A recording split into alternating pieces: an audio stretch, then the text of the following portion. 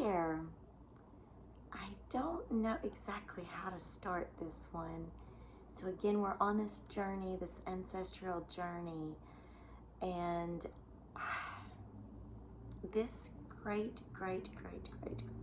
grandmother, she's been a beast to find, and now I know why. Like, there's no records out there, and it's been impossible.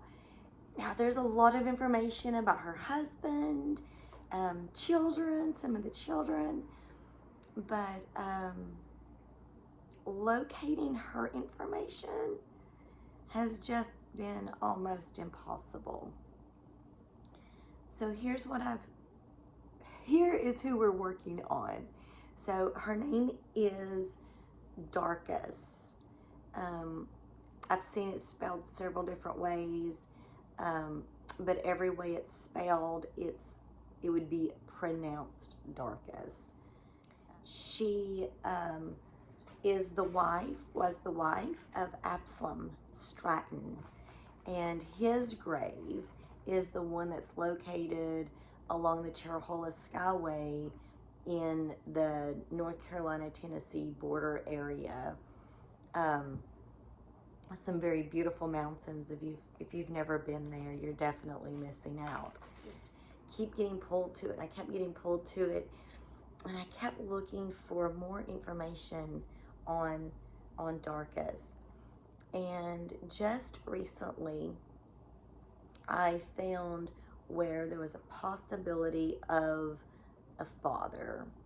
And so, I grabbed that information and I started digging in to him. And on some family tree lines, it does pull up as Darcus as being one of his daughters, perhaps with a slave, but there's no really for sure on that. She just appears on the census at his place at some point, and she has his last name. I don't believe necessarily that means she was his daughter. In some of the searching that I've done, all of the slaves had his last name. So I don't believe that there was anything special here, because as I go on to tell her story, you'll see that she was passed down in the will to a son, and then from the son to his daughters. And so I just don't believe that she was his daughter. I believe she was a slave, and so here is some of these details. So Darcus Shearman Stratton was born about 1775. Again, we're not really sure because she just appears on a census of John Shearman Sr. And the age listed at the time, we're just estimating her birth year as 1775. We are also estimating her death year because just like she just appeared on the census, she just disappeared. So from what we can determine, she is not on the 1840 census.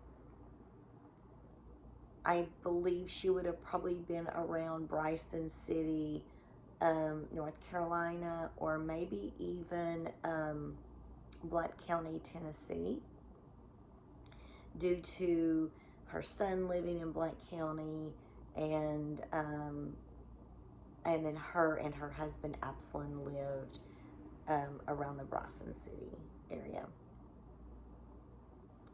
So her owner was John Shearman Sr. He was a senator in North Carolina. Now, on his death in 1784, he left Darcus at the age of 9 to his son Micheal. Now, Micheal lived till 1804. At that time, he left Darcus to be sold and the money split between 2 daughters, Ester and Anna. Now, at this point, Darcus would have been the age of 29.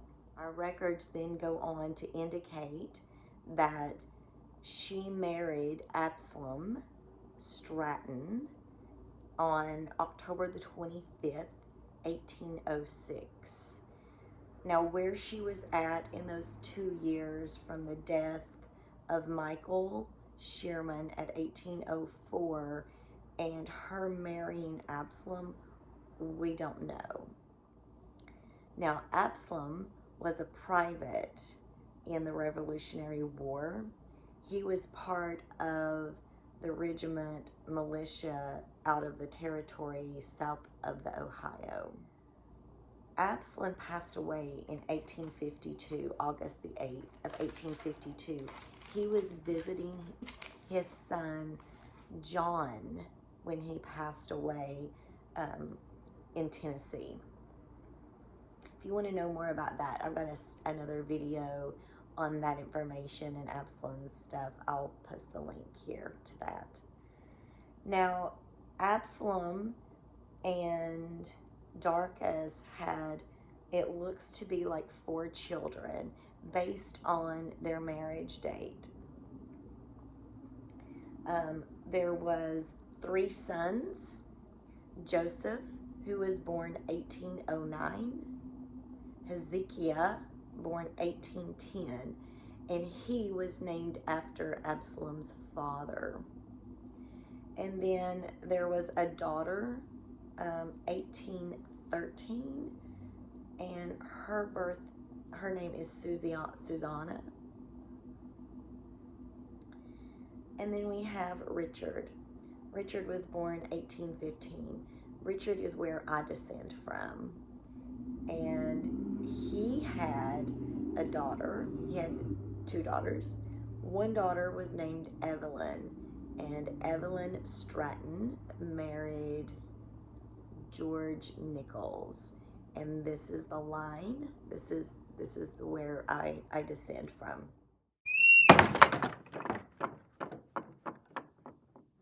Richard and his wife also had a daughter named Darcus. Now, she was born 1839 to 1874. Now, 1839, now that's that year. Now, remember, Darcus did not appear on the census of 1840. So, we know she passed away between 1830 and 1840.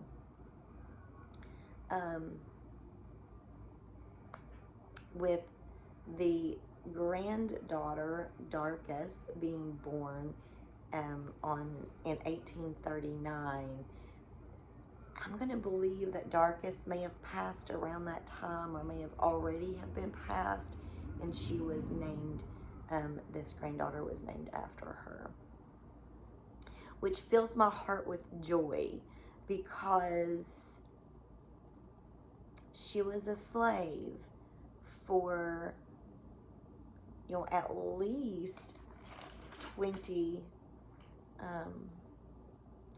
odd years in this Shearman family, where she was then willed to be sold in 1804 at the age of 29. And, there's no telling where she would have ended up and how Absalom got her, came across her. I don't know. I don't know how that happened, but I'm grateful that it did, because I would not be here today had it not. And to know that her son Richard, my ancestor, that he named a child after her, tells me that there was love there. And that fills my heart with joy. So this is the story of Darcus. I debated on telling this story now or digging and trying to find more information, but the truth is, this may be all I ever find. Should we ever find out who her true mother and father was, I don't know that answer, or if we will find her true birth date and death date. I don't know that answer either. I don't know why we don't know her death date. So I am bringing this information forward so that anyone else out there who is searching for Darcus, Shearman, Darcus, Stratton, or Strutton, this is the information that we have, and this may be all that we get. We're going to be okay with that. I have a poem that I found that I do want to read here. This is out of a book I'm getting ready to dive into called The 13 Original Clan Mothers. And this is the Wisdom Keeper. O keeper of ancient knowing, whisper your wisdom to me, that I may always remember life's sacred mystery. The stories of the grandmothers, brave deeds, great and small. The progress of the faithful who answer our mother's call. The cycles and the seasons that mask our every change. The rebirth of our visions, the spirit we have reclaimed. Here, truth is the victor of the war that dwells within, bringing every human heart to celebration in the end. So I am celebrating my 5th great-grandmother, Darcus Shearman Stratton. May your memory be carried on from this day forward.